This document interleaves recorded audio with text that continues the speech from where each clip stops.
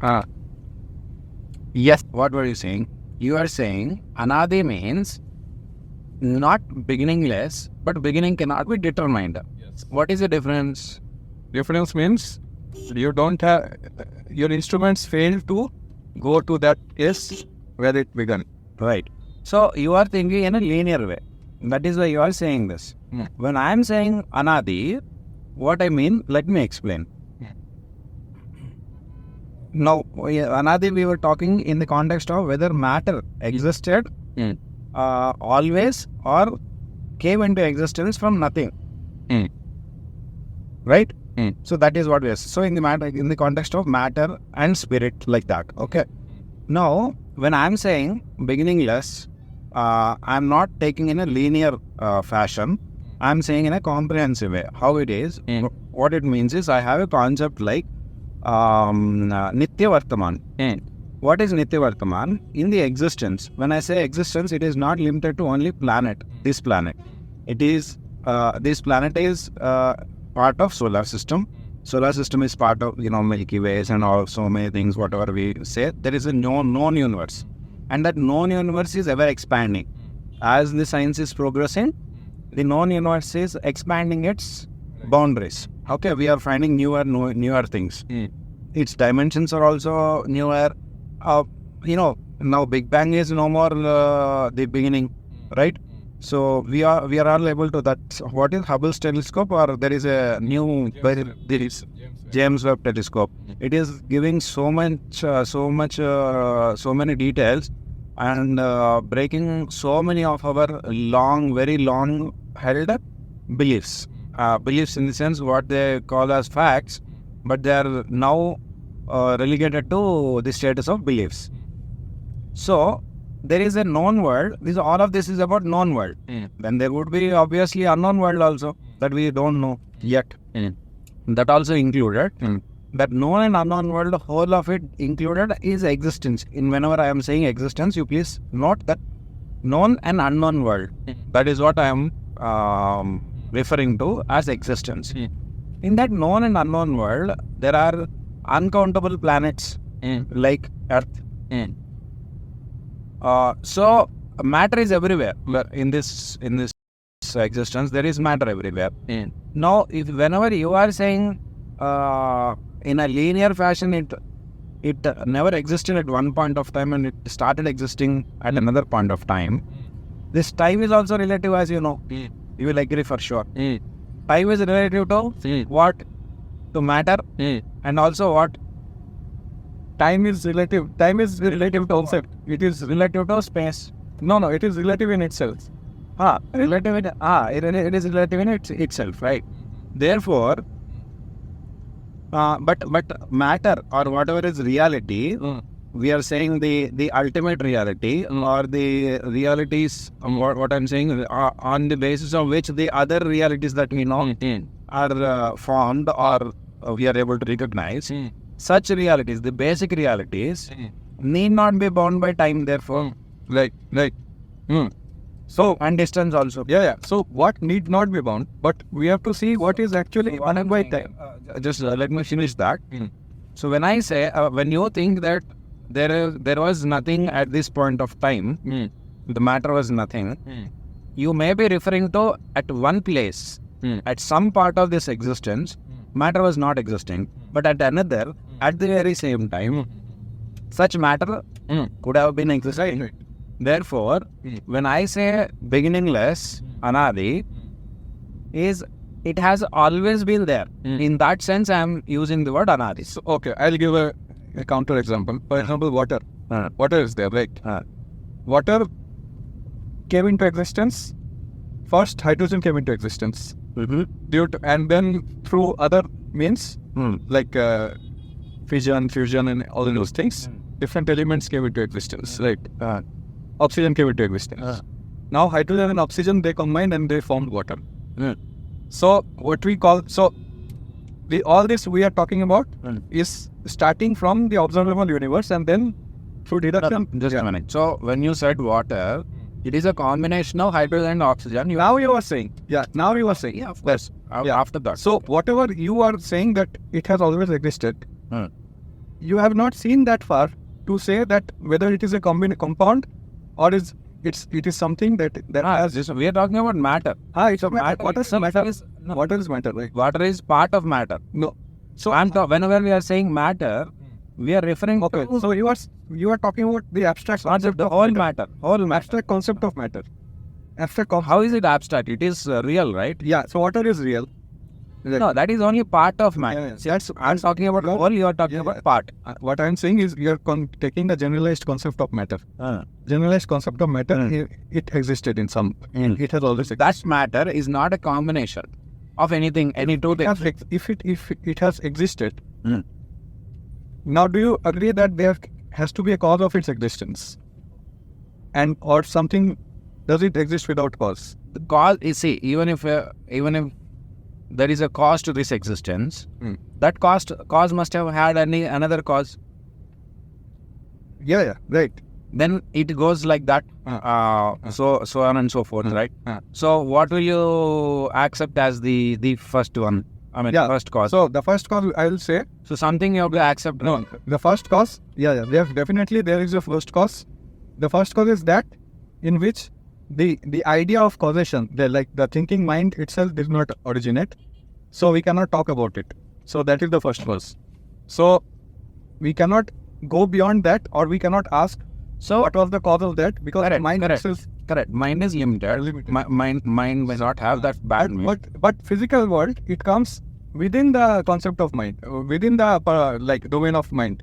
So we can reason about. No, what I'm trying to say is, if mind is not able to recognize physicality or matter, that does not prove that matter did not exist. It only proves that mind fell short of recognizing the matter. But 1 minute. Let me also complete another point. That's one thing. The second thing is, you are saying, what are you saying? The other point that you are making. The cause of the last one. The last one. Then what did you say? There.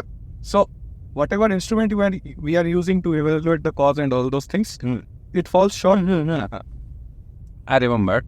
So the point is, therefore, it is not determined by how did we know that something is beginningless. Okay, that is not determined or discovered by mind, but by something higher than that. True. At the same time, how can you... Did you get my point? That is true. But Vrittam is higher than mind. So Chitta is higher than Chitta. We cannot ascertain something. Buddhi is higher than Chitta. Atma is higher than. We are not able to ascertain something. That does not mean the absence of evidence is the evidence of absence. It means I cannot prove that it is without beginning. It means whatever you are seeing, it has to be taken as fact. But that is not true, because you are also in the same stance. This is an experience. This is a statement of experience. True. Aryavaka means elders have experienced something. They have seen something, and they are telling you that. Now, whether to believe that or not is our prerogative. True. We can do it or not. Now, what you said is right. But Aryavak, there are contradictory Aryavaks. For example, one. Yes. No. Even every person of noble origin or noble choice, etc., they will ask honorable person will ask you to verify also. True. Not just believe. True. Okay. You can verify. Anybody can verify. That is when science and religion when there is a discussion between that, people often think that religion means faith. That could be true in the Western sense. But in our Bharatiya Sampradaya, religion is verifiable also. Yes. You should be able to verify it also. Everybody should be able to experience right now, here and now also. I mean, if you want it, but whether you are able to, whether you are capable or not is a different question. So what I'm trying to say is, so they said that whenever we are having such discussions, we are having in the plane of mind or slightly above that. Okay. But these experiences, there are different methods of finding whether something had beginning or not. Right? So one you are saying could be that going to external instruments and the mainstream science or whatever popular science ways we have. That could be one way. But by the look of it, I don't think it is. I don't think even the best scientist and atheist scientist will claim that they will be our humanity will be able to ever measure the boundaries of the universe, or will be able to find all the facts with these so-called scientific methods. Are they claiming that? It's not going to happen, right? Therefore, this is understood earlier already in our Bharatiya culture. So what they said is there any other method? So the other method is internal journey. Right. In that internal journey, there are several faculties in us also. The hierarchy is as per the the speed of the faculty. For example, mind is faster than body. Vrittam is faster, even faster. Chittam is even faster. Buddhi is even faster than that. Atma is need not be faster because it is not in terms of any relativity. Yes. Okay. Therefore, what I'm trying to say is, so in this manner, they have understood that matter and spirit and space, these three, for example, I think you understood these three. Space is whatever is between us, okay, right now. Very easy to recognize. Space and time. Yes. Space. Time is, but space is there. I don't know whether time in this context we are bringing it. So, space and Chaitanya, which is consciousness, that you and I are actually analyzing with. Our analysis is happening in consciousness, not in the matter. Right. But with the help of matter. The expression is with the help of matter. The instruments, everything, or we are talking, etc. These bodies, these are again matter. Okay. So these three are parallel realities, beginningless realities. Is the proposal? We have to be able to verify that. True. So in this line, the inward journey. So earlier in Indian philosophy, we also have Vaisheshika who tried to look into the outer world, and then they failed to explain all the reality, and then taken. So the first thing we observed, the moment we try to go inward, matter does not have any significance there. Then we are only analyzing the subtle things like thoughts, first emotions, then thoughts, and all those things, and later go to consciousness. So that line of reasoning does not have anything to do with matter. The moment the senses go out to the objects, the idea of matter comes. So we cannot deal the concept with the concept of the physical world through this inward journey. There is no way to. There is no solid. There is no concept of solid, liquid, gas in thoughts.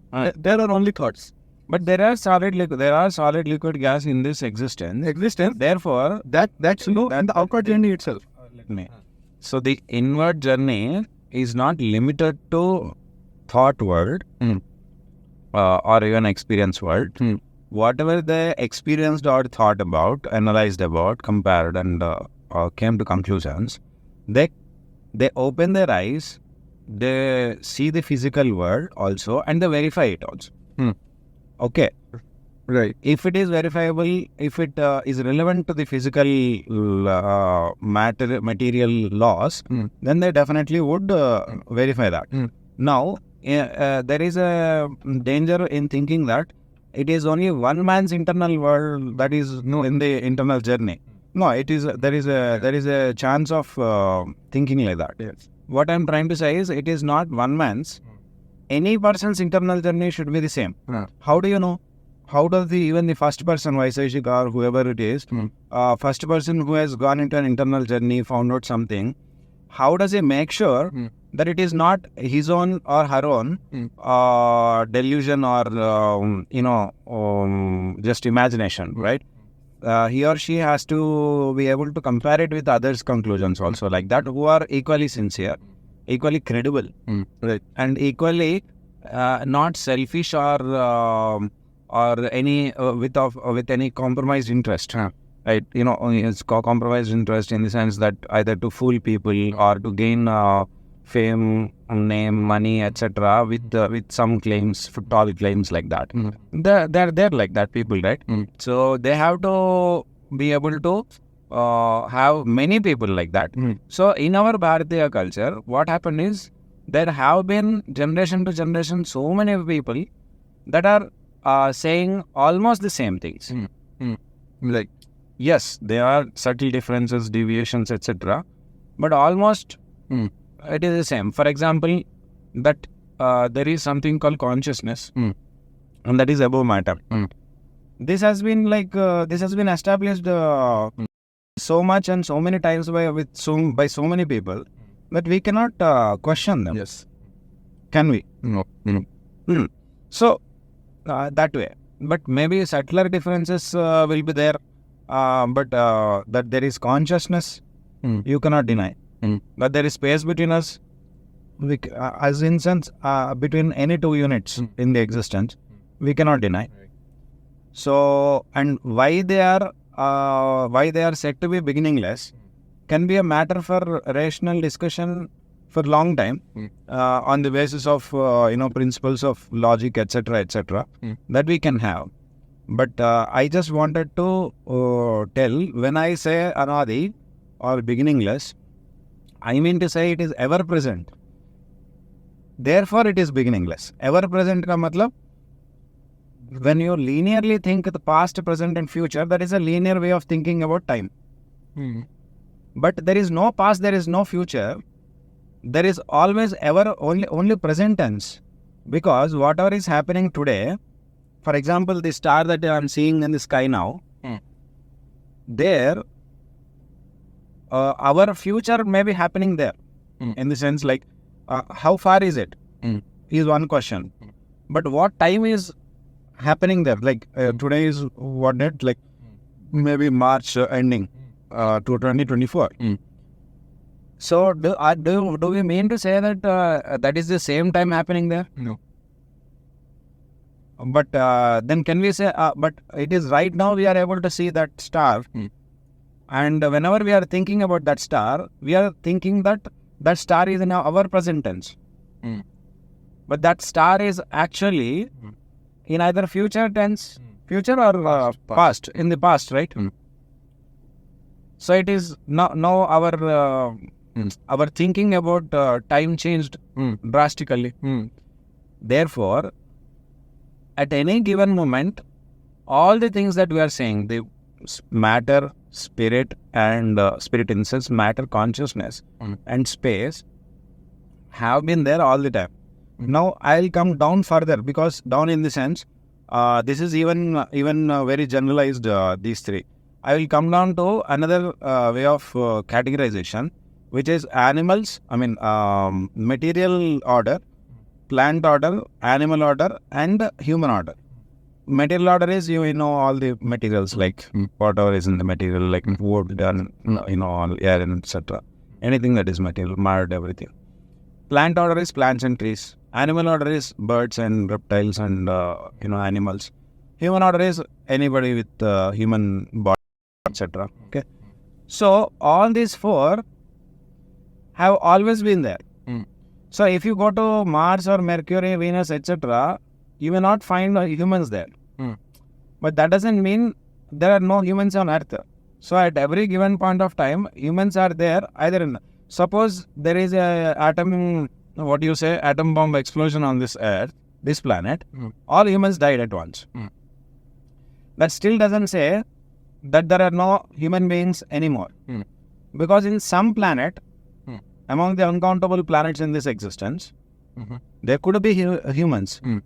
So, what our elders told us is that these four realities, that material order, plant order, animal order, and human order, are existing at all times at some place or the other in this existence. Therefore, they are ever present. They are always there. No. This is not the right implication. Okay, tell me. How? They are present at all. So, for example, if they need not be present on Earth, so it's not in the context of Earth. That does not mean that wherever it was present. So, in the context of time, suppose there are there is one place where it is existing, and rest places it is not existing at all. At one some indeterminable time. The question is, what is the source of it? Like, wherever it was for the first time. What is the first here? That is a fine. For example, whatever we are saying, whatever we are talking about in the physics, everything is a compound. Whenever you are saying plant, you are saying animal. Let me explain here. A consciousness and the matter have never become compounded. So If what, I say- when you say wood, just a minute. Wood. There is no consciousness there. There is only wood. Yeah, There is only matter. Yeah. We are talking about the physical plane only, like wood. Okay. There's no concept of consciousness there. So there, wood is a compound. It is not an entity in itself, like that cannot be decomposed into decomposed further. It is a compound. So for a compound to exist, some force should act on two elements that combines it, and then the compound comes into existence. So it means the constituents of that compound, they existed separately. Now we further know that even these elements, they are further made of some fundamental entities. Those exist. We can say that those exist. But at the level we are talking about, like plant order or animal order or like material order. For example, this car, wood, juice, and everything. We cannot say by this analysis that they are ever existent. No, it's not here. there. Not here. Then so In the existence, how many planets are there? no, that They are uncountable. that's why I came up with that example. What example? If we go, the time is linear, right? Time is linear in its relativity also. See, if you want to make it linear, it is linear. The time is concept for our convenience. No, time is linear. This can be proved. Is time there? Is time a reality? First, you tell me that. I will say, I'll tell the plane or the context in which materials are reality, their time and space are also reality. Because wherever you are saying material as reality or observing material, their time and space are reality. Because without time and space, you cannot even observe. So this question does not even arise, like whether time is reality and at the same time we are discussing about material. This cannot happen. If we are talking about material, No, why not? Why not? because observation is in itself in space and time. Because observation is not so you cannot tell. No, when I say time, when I asked you whether time is reality, I'm not saying whether this time is reality. The time that we are, just a minute, the time that is happening. Of time. I'm coming there.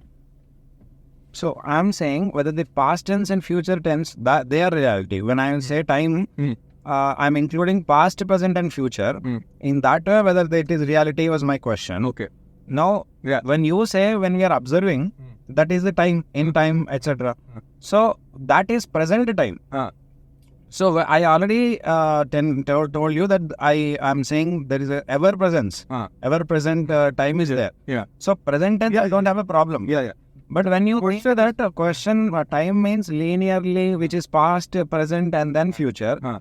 That is what I question. So this can be proved very easily, because entropy, the idea of entropy, it always increases. It always increases. That means there's a direction of time. Without the because the observer who is seeing the entropy increasing is in time. Can you please explain what entropy? So I heard the word, but let us be clear. We define a system, any observable system, by the degree of its randomness.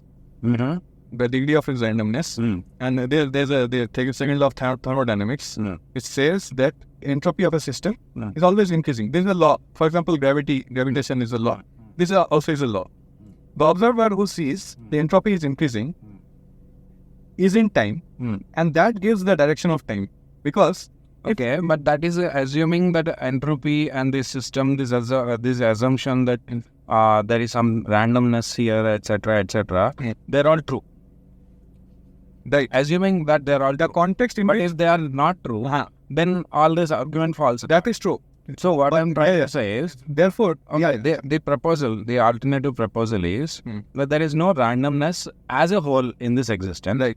If you take this existence in part and trying to observe the whole existence through that part only, whatever happens in this part must be happening in the whole existence. That if is you're true. thinking that in that way, deductible. That I understand. Then maybe there is randomness. So your premise is, if something I'm not observing here, maybe they are happening somewhere else right now. But not in that part way also that you're saying. See, here and there, these are two parts, right? So this is called, how do you say, divide and observe kind of observation, okay, or going about. But when I'm saying observe the whole existence, I'm saying, for example, if you observe a bird, if you want to know a bird, what a bird is, how do you know a bird? Will you kill the bird and dissect it into several parts and understand each part, add up all that knowledge and information, and then say this is the bird? Or you just see the bird flying, doing its own, going about its daily activities, eating and mating and feeding the babies, and so many things it is doing, singing, etc., flying, all of that, being the beautiful bird it is, with all that consciousness and with all that movement and with all that, all of that, if you observe as a whole, that is a holistic approach to observing a bird. These two are. No, holistic approach should contain what you But say. this also, the first and second also, both. But as a primary thing, you will do that. What I said in the second instance, and then also you will include the earlier information. I can understand The anatomy and everything you have. anatomy also. I understand that. So these two, in the same way, when you're observing this existence, if you observe here first and there next and then there somewhere else next, etc., then you add it up. That may not form the whole existence. Okay. That is all right. Now, So, what I am saying, You have to observe the whole existence as an intelligent,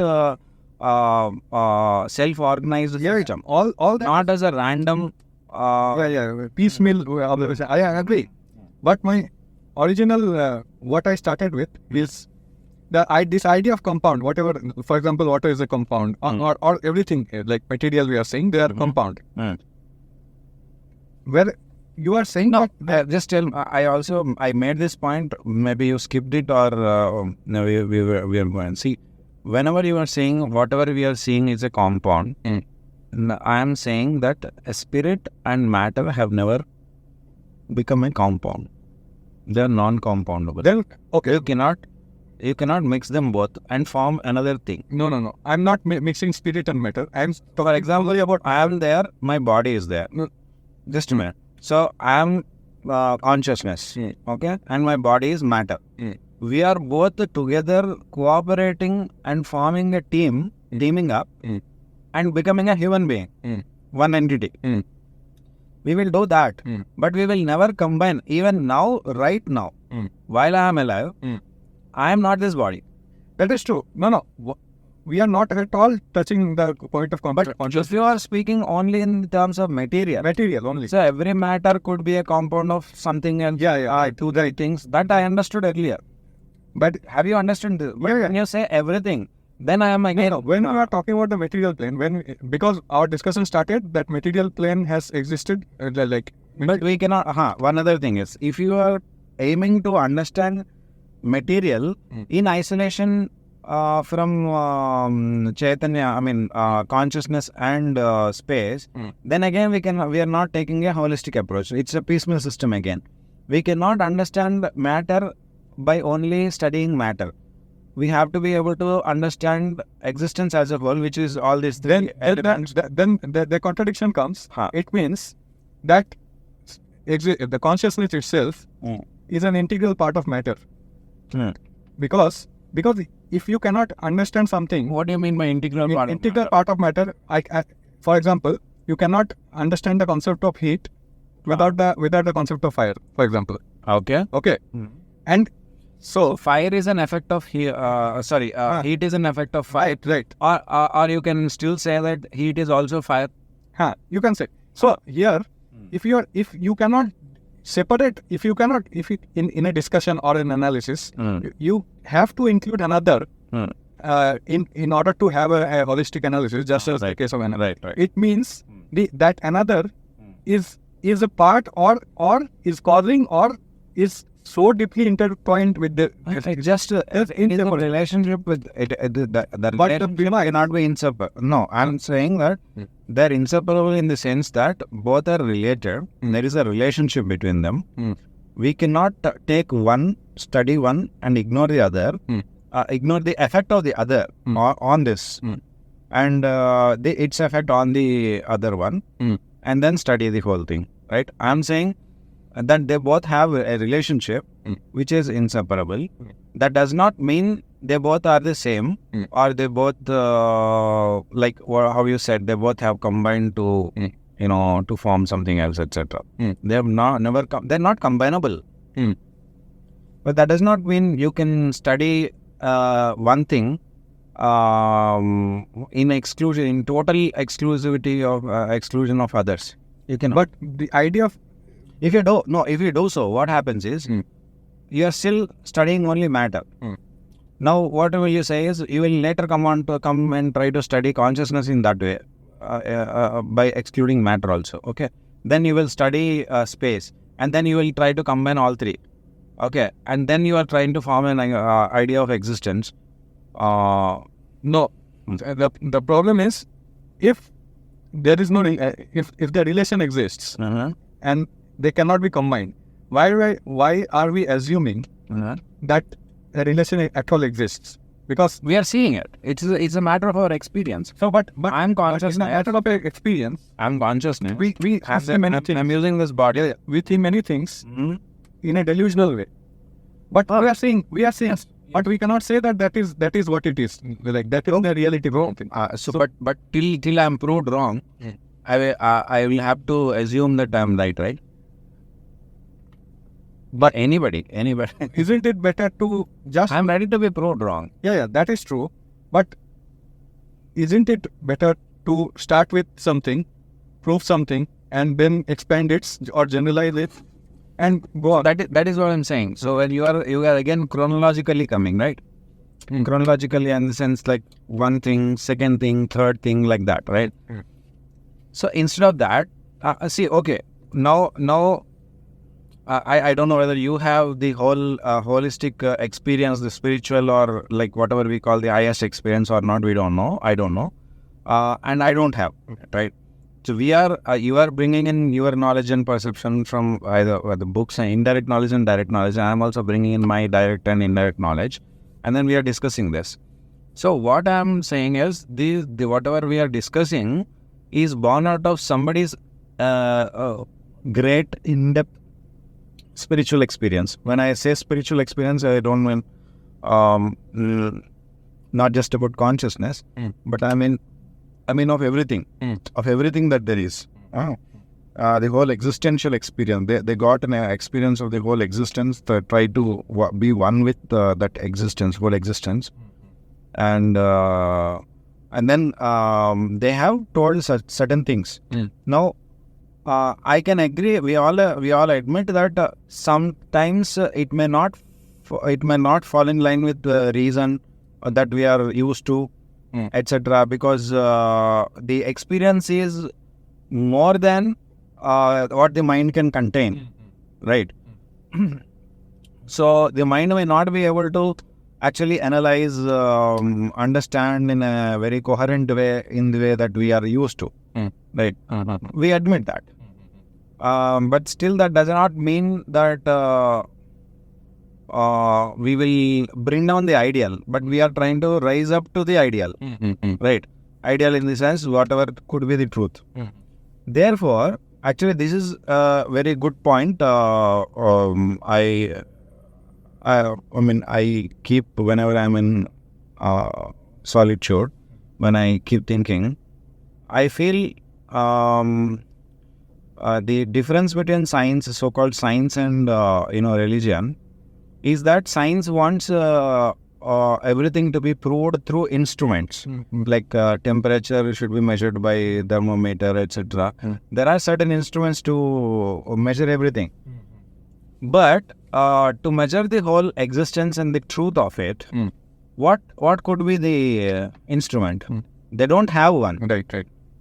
But I mean, they don't admit that they don't have one. They are trying to say that first I will know everything about this planet, then about the other planet, then about the other galaxies, etc. So so on and so forth. I will reach the whole universe, and then one day find that. Till then, whatever is not proved yet cannot be taken into consideration as facts. That is there. That is that. But that I think is very detrimental to human interest.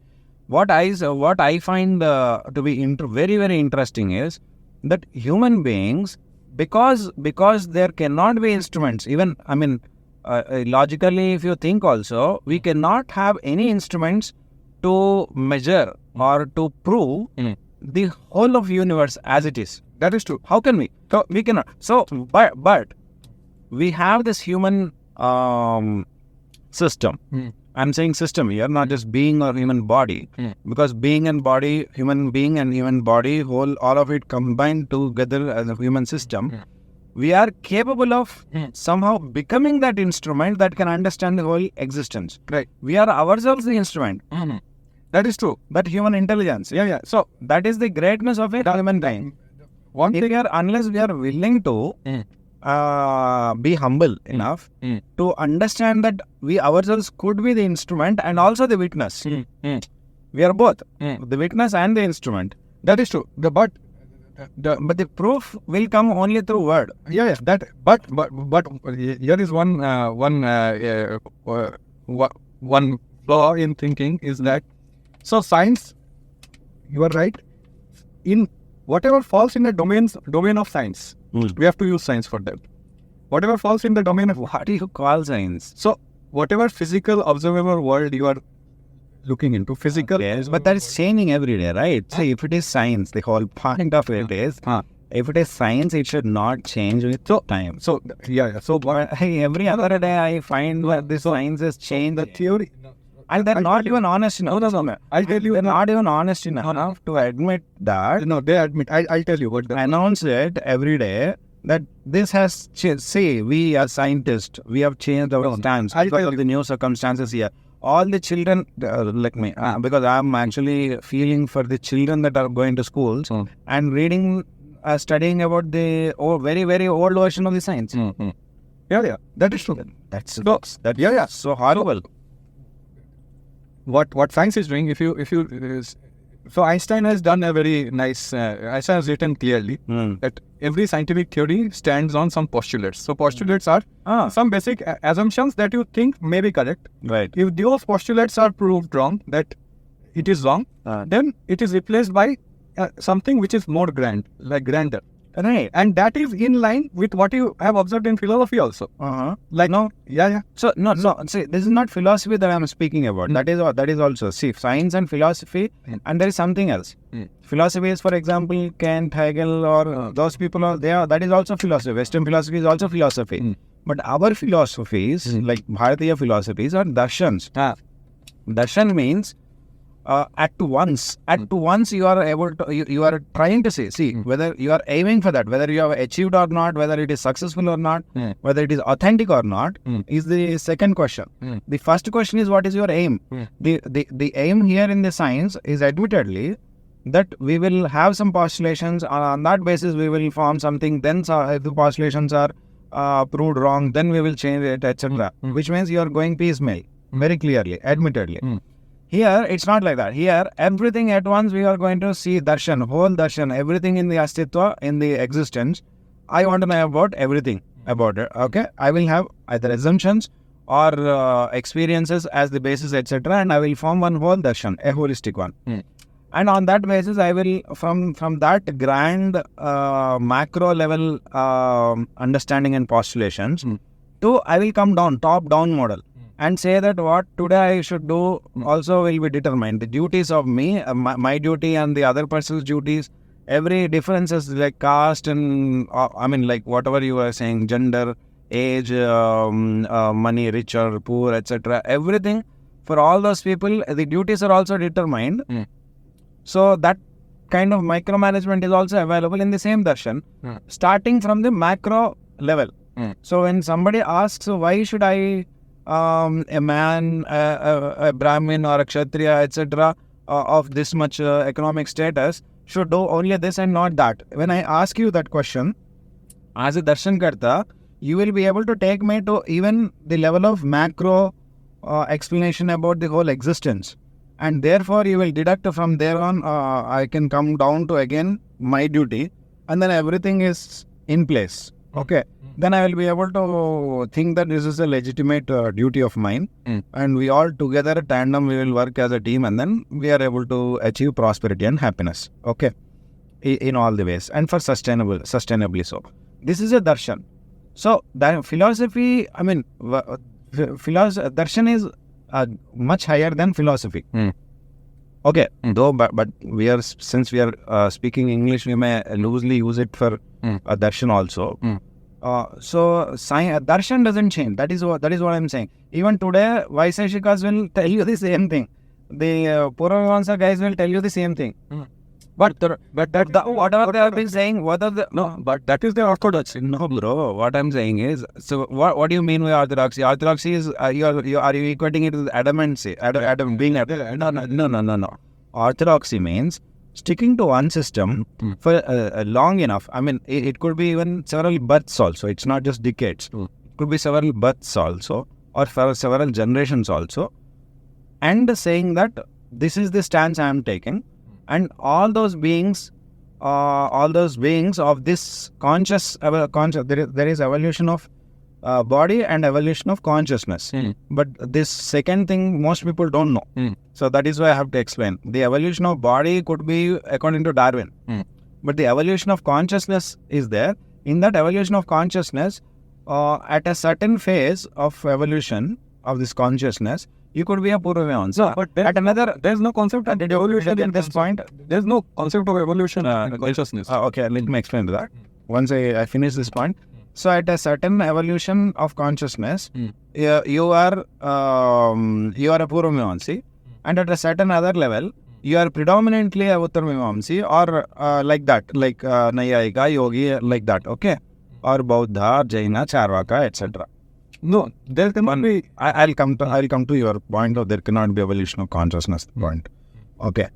So when I am talking about consciousness here, I'm not talking about the Advaita's one consciousness, that monotheism, that or monism consciousness. I'm not talking about that. I'm talking about an individual's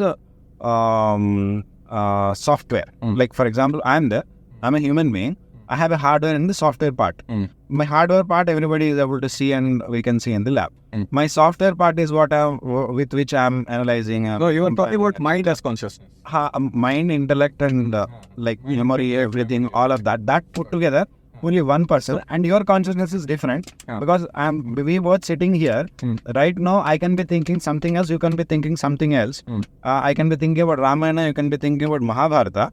But we don't know what we are thinking each other. So if consciousness is one in that way, in the way that you are talking about, in the monism way,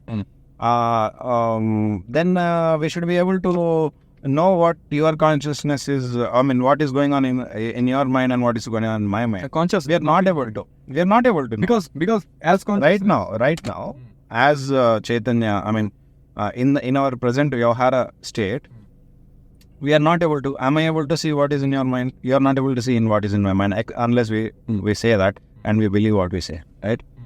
Therefore, that consciousness has evolution. Mind has evolution, basically.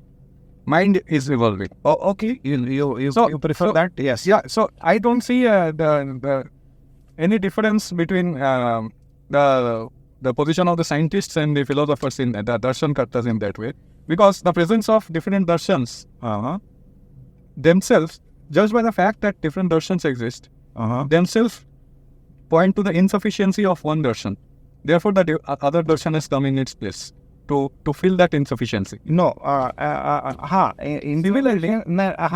similarly, in insufficiency, But I would like to say that it is at different stages of human consciousness evolution. Similarly, 1 minute. To cater to different phases, each darshanas are there. yeah. So as long as that person is in that phase of evolution, that will still get attracted to only Purya. Similarly, the scientists are also in the same position. A scientist who postulated something to his level of or her level of evolution, that was the grandest generalization they could reach to. That was what they, for example, Newton's gravity. No, Okay. There is great respect to scientists also. So, but Are you thinking, if you are thinking... no, I'm not saying that. But I'm just saying, we have already passed, if you are able to even think like a Darshana person, I mean, a student of even Darshana, you don't need to be even a teacher of a Darshana. Even if you are a good student of any one Darshana also, you will easily know that what the scientists are doing is of an inferior... I mean... no. So I don't see any inferior ka matlab hai, they're not taking into consideration the holistic, the importance of looking at things in a holistic way. The only change in approach is that, as you told, in Darshan Kartas, they are trying to come top down, where scientists are going bottom up. And I said Darshan Karta's top down is only in planning way. Because you have to explain. But they are in the theory means not in the theory. What can I say? They are as trying to trying to visualize the whole existence and its purpose, etc. It is a very holistic one only. It's not top down or bottom up. It is holistic in the sense looking at the bird as it is while it is alive and flying. That is how Darshan Kartas are trying to see the world. It's not top down or bottom up. It is just as I described about the bird. Right. But now top down approach comes when why did it come? It came because you asked or I was trying to explain like even the duties they have come down into a micromanaging level also of the human life. Everybody what this person should do, this person should not do, etc. All of that micromanaging in the Bharatiya culture that is there. I said that to explain away those things, I mean to be able to understand why that is there. If somebody questions, then they are able to bring take you up to that high macro level also and give you a great explanation for that. Okay. You may not like it if you are in any other stage of evolution of consciousness, and you will go to that darshan which will cater to, which will serve you well in the state of evolution that you are in. You may not like it. That is different. Okay, but so only in that context I said top down. But here scientists going from bottom up approach, you are saying that is not that simply does not work because it is not top down approach, but it is not holistic. No, as I said, in holistic approach we have to consider everything, and the science itself claims that we are only restricted to the observable physical universe or physical world. They are not bothered about our thoughts, emotions, anything. They are just the promise of science is we want to explain. And when you okay I got it. But why restrict? See, there should be even reason for why you have restricted yourself to observable because science, the instrument with which science works are the senses only, and senses can only perceive. But what I'm trying to say is you are disrespecting the word science while ascribing whatever this word only to those people who are talking about materials. The Darshan Kartas, whatever they are doing is also science. I'll tell you how and why. These people are admittedly, you are again and again repeatedly saying that they have themselves voluntarily restricted themselves for observing only the physical world that there is in front of them. Right. Okay, Right. but who made that? Is a choice they made. Why? Therefore, they don't claim anything or Why? No. My question is why? because that is the domain. For example, No, who determined that what that domain is? okay, If you have common sense, if you have common sense, you can simply see it's not just physical thing that is there in the existence.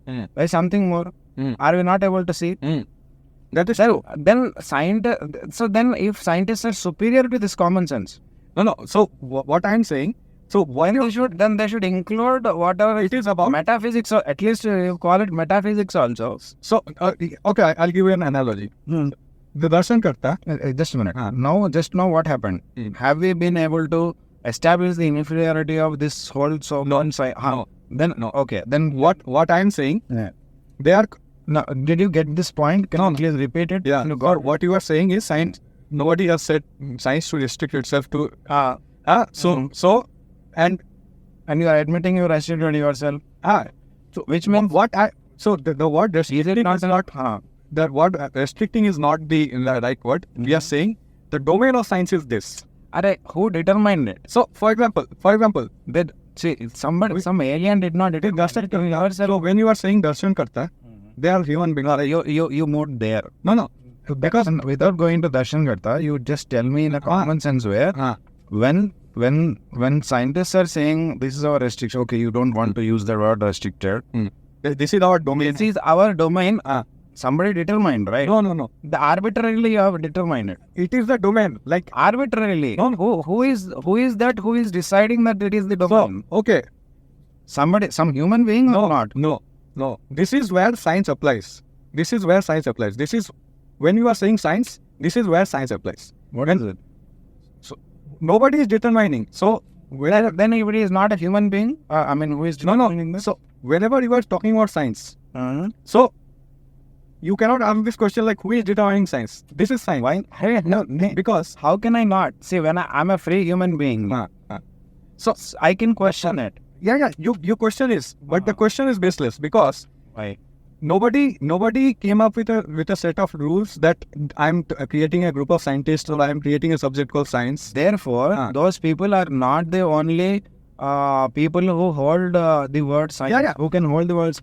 So that is why I'm giving you the first science in science. So the Darshan You define science. What okay. science? Have we decided this? Yeah. So you have admitted that nobody has come and said that this is the group of people, we are only scientists, etc. No, you are admitting. Yes. Therefore, so that science word is free of these scientists, so-called scientists. So I can use it to Darshan Karta also. Yeah. No, it is a contradiction in terms. It's a contradiction in terms to say that a science word is free of the scientists. Because whoever is does science is a scientist. Whoever does science is What you call science? What are you calling science and what is not science? That's why I asked you, what do you define by... I define science as any system that analyzes or tries to explain the observable physical world. So that is science for you. So what is science for you? For any reality, any scientific, rational, truthful. I'm defining it. Any truthful, explainable, or experientiable. Okay.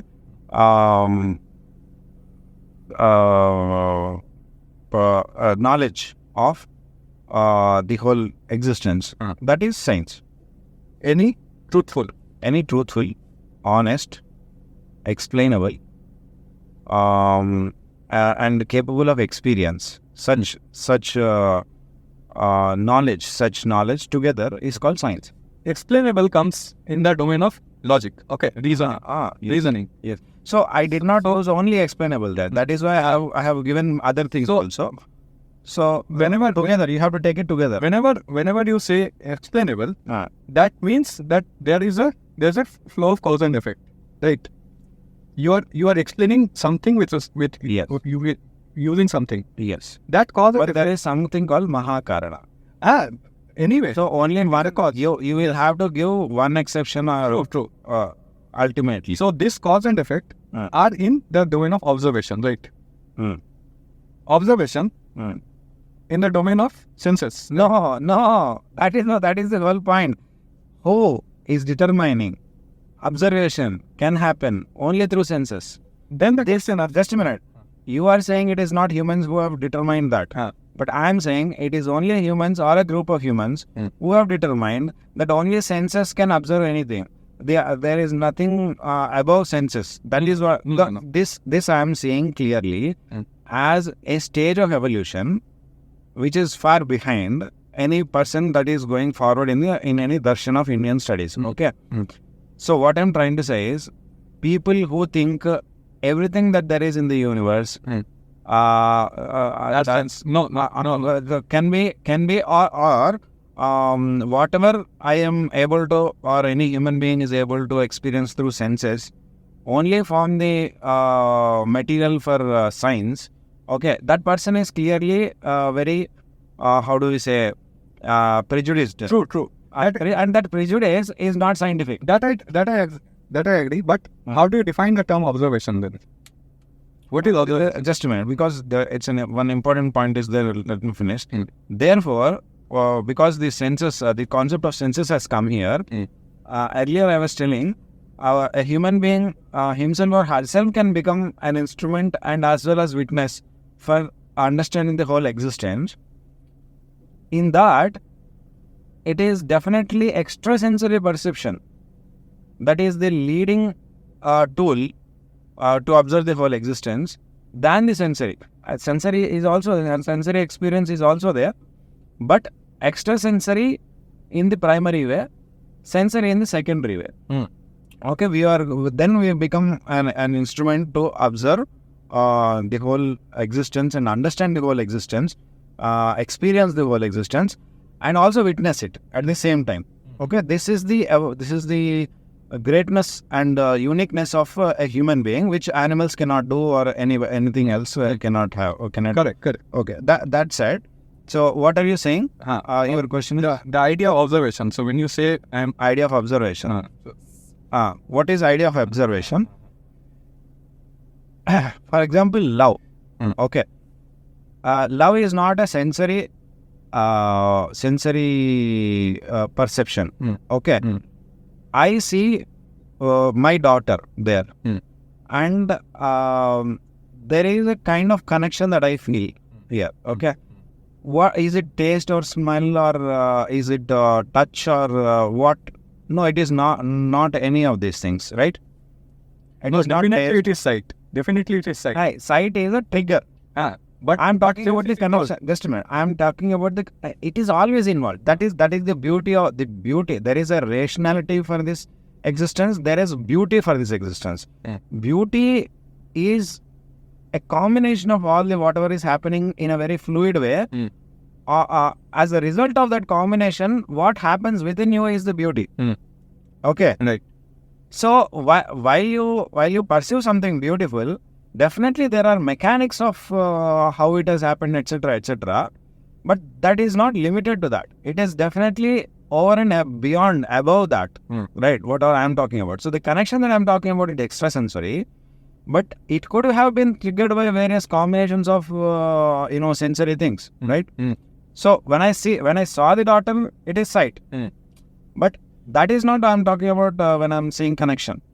Are the trust, affection, respect, care, guidance, reverence, all these values, that gratitude and love, all of these things that I am talking about, these are not sensory. That also is observation. Just a minute. So that also, the question you asked is what, in my view, consists of observation. Whatever sensory way that we are observing, we all agree that is also there. And in addition to that, this is one example I gave. That means that these are always complementary. Now, how do you know complementary to senses, or senses are complementary to the connection that when we say complementary, then means they are complementary to each other. No, okay. I took it like you're saying sensory or primary. No. So one cannot exist. Okay, but I will not be lenient on you. I understand that, but you said you have given an equal status to both. But still, I will press you further, and I will say definitely there is a hierarchy in that also. Definitely, you will. For example, if somebody slaps me on road, for some road rage or something like that. It just things just happen. So many cars go out. So my car hit somebody's car, whether my fault or that person's fault. That person thought he was right, she was right, and then came and slapped me. Okay. Now there is insult. What is more painful to me? What is more important to me? For what forms the basis of my decision to react in a particular way that I do, whichever way it is, positive, negative, good, bad, that is not a question. Whether it is the physical pain that I feel with the slap, or that is part of a sensory thing, or the insult or the disrespect, or the lack of trust, or the lack of complementarity between the drivers, which is more important to me, which actually triggers my reaction more. You may be triggered by insult, or maybe triggered by the pain. You have to show that, because it is again, we are going into a behavioral science, behavioral praman, vyavhar praman. So that again, it will take a little more time. I mean, I'm willing to go into that discussion, but it may take time. But primarily, and that is a little arguably, it is a little looser dimension to talk about. So it may take more examples, etc. We have to see. But I have never seen a person who has just because of the pain of the slap is more. It is more important for that person.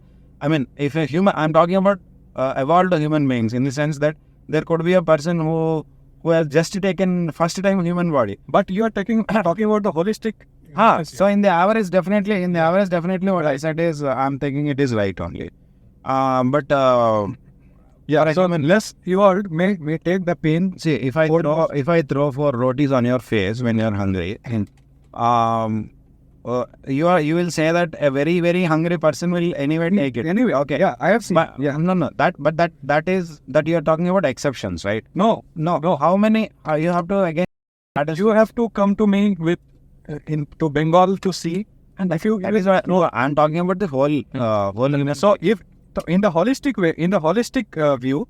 No, give me a number, boss. What I'm trying to say is, among the population, like if there are 1,000 crores population in the... Yeah, so I think how much of the world right now, if you go statistics, the former, those who get... just give me a number. Simple. I think it is 80-20. Like, okay. So that is what I'm saying. So 80 is, that is what it's saying. Okay. So we are taking and bold. Just a minute. And between these two. Okay. Which is 80? Who will take revenge on the pain? No. The roti part. Roti.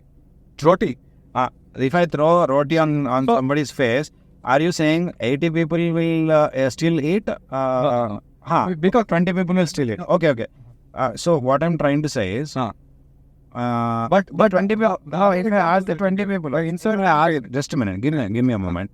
If I ask those 20 people who even ate also, whether they would prefer this food be given with more respect, what would they say? More respect. Exactly. That's all I'm trying to hint at. Okay. An example, I'm trying to hint at only that. But we are talking about observation. There is the observation. This is the observation. So the respect is not sensory. That is what I'm saying. That is the observation. So, and that is primary. So, okay. Now we are getting the point. We are closing this point. Let us close after this point. Your question is, in this science that I'm talking about, not the Einstein kind of science, the science where only observable physical nature is sensory way, that is only taken. When I say the other way, the comprehensive holistic way, what other things are there than this, and whether the other thing is complementary to this, or is there a hierarchy also? I claim that there is a hierarchy, and the other things are like this connection, etc., the values and goals, etc., that are there, that are extra to sensory observation. And they form they have a higher hand, upper hand, and this sensory perception should have a lower hand. This is my claim. And for that, I have given you 2 examples, which are about the slap and the pain or the insult, and also the roti wala example.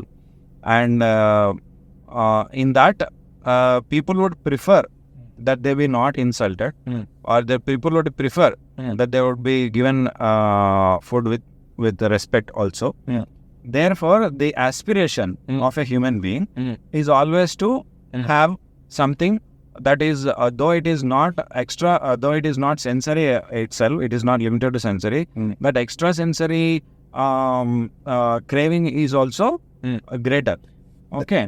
If we take this as true, if we look at the aspiration, Right. then the aspirations of scientists are also to expand the aspiration. Aspiration is always good. Aspiration is always good. Yes, so that is given because they are also human beings. See, when we are saying human beings, they are also human beings. Not considering human beings at all, the concept of the physical science that I was talking about, the aspiration is still that if we have more instruments of access, like to observe, then we are Physical instruments or any instrument. like a human being is also an instrument. Because So far I have been saying. human being is also an instrument. That quantum mechanics also. But are we using human beings as instruments to understand anything? We are using it because in quantum mechanics, there's a concept of observer. Like you cannot describe any system by without taking into consideration the presence of the observer. So we are actually including the observer into Okay, but their premise is the observation is biased, or observer is imperfect. See, instruments are perfect, right? That is why I'm bringing this point. Their aspiration is always that our instrument should be perfect, but that is not the case. But Their material instruments, their idea is material instruments can be at least perfected. It's possible to be perfected. But their premise is that a human being who could be the observer, however we wish that human being would be perfect, like just like a material instrument to be used in any scientific experiment, cannot be perfect. That is their premise. no. So they I mean, it seems to be, yes, they have. No. They may not have said. Seems to be that is the psychology behind not accepting people's words as also a proof of something, a standard of acceptance of something. For example, in a court, if between you and me, one murdered the other, and somebody just passed by there and saw that, and then just went away. And if that person is called into court and that person testifies, the other person living here, could be punished on the basis of that testimony and nothing else. So that testimony is human testimony, and everybody knows that human beings are fallible. They're not infallible, but still that testimony has some validity even today in any countries. Yes, also, yes, right? Yes. But that still is human testimony is still not accepted in any scientific observation or scientific discussions, etc. So that therefore I assume that because of the imperfections that are seen in characters of the human beings, they are doing that. So it is a cultural thing. But whereas this is all about the West. No. That is just I'm again drawing that another. Let me make the point, and then you may deny that. So in the East, this problem was not there. If that person is this problem was there, but whether that person is honorable person, noble person, what kind of a person, for example, if a person is a celibate for all life, if a person is non-violent for all life, if a person is always responsible, always of serving attitude to the others, if a person is living with simple means, with high thinking, okay, and such. We have seen all life. Every whole world has seen. Whole world is a whole village or that whole district. Wherever that person goes, the person is transparent also. That person need not have any privacy much, etc., etc. That person is not illegitimate affairs or no nonsense person. All life that person is living like that. So that person testifies something. It instantly takes a very high. So you are. Therefore, 1 minute. No, I know. Here's a certain flaw, because in scientific community also, if there's a scientist who has consistently produced good theories or results, his word is taken as true first. First only. Here it is not like that. Here, if that person attains samadhi or says that I have seen this, these are the darshana, this is the devata that I have got darshan of, you can do upasana, I have got this benefit, etc. that is considered like that and forms a cult and tradition. Here the problem is that whoever has said that I have attained samadhi, the listeners, they have not attained samadhi. So they have no way either to verify or deny that. But exactly. This is where I am saying. What is science? What is science? One minute. In the West, when something is said, you want to verify it. No, I'm not. not want to. You have the ability to do so. Oh, give me a moment. Give me a moment. Yes, you have. Anywhere you have. Everybody has it. If they want, they can do so. Everybody is free to do that. Yes. But what I'm trying to say is, when a person said something of the person of that stature especially, said something, and you cannot find any motive in that person to deceive you, tell a lie to you, that person has no benefit about it. And maybe that person told that on the deathbed also, has lived a very clean life and good life like that. Okay, then that is not even up for verification here. No, But it's a cultural thing. Just a minute. I'm not even cultural thing, because the people who you are talking about, they themselves, for example, Buddha, Swami Vivekananda, they themselves have said, don't believe anything just because I say it. Verify it, test it, and then take it as true. Yes, boss. That is what I'm saying. That is their greatness. That they. No, I don't think. I think that is their sanity. It is not greatness. It is sanity. Any sane person is Okay. No. I'll tell you what. Sanity. No, it's not simple sanity. What I'm trying to say is, they have seen people who are not authentic in the world. right. They know they are authentic. Right. They know if people in the masses take their words to be true without verifying also, they know that they are going to go right. They are going to do only good. That he lead to only good. They know it. But Sishtachara means courteousness and concern for everybody, and also a challenge kind of a thing that you can verify for yourself and do it. The other reason for stating that is that to say that whatever I achieved is not unique to me. It is duplicable or replicable. It is replicable. Any human being can do that. So you do it. Correct. Okay. You do it in the sense you are capable of doing it. Correct. Okay. Do it. Now, the point is, to begin with, you cannot start from there. The person should increase the strength of his character or her character, etc. Gain the ability to test those words for themselves. Without the help of these people or the knowledge that they got from these people, they have to independently be able to check, right? So that takes a lot of strength, as much strength almost as Vivekananda and Buddha had. But you don't have that, right? So if you right away begin with questioning them, not believing them, etc., you're not going to go there. Similarly, in science also, only those people are questioning who have the ability or strength to intellectually question. Others are simply scientists in the name of scientists. They only quote that because Darwin has said this, because Cavendish has proved. Right. So I see no difference between these two groups of people. Which one?